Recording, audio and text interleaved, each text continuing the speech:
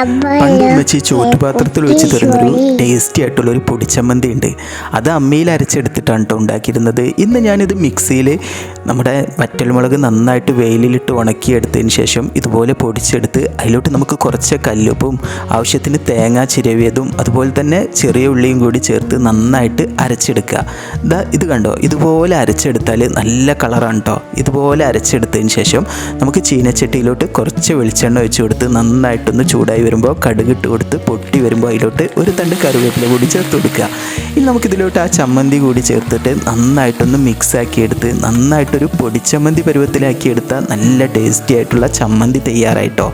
ഇത് നല്ല രീതിയിലൊന്ന് വറുത്ത് വരുമ്പോൾ നല്ലൊരു കളറാണ് കേട്ടോ, നല്ല സ്മെല്ലുമാണ്.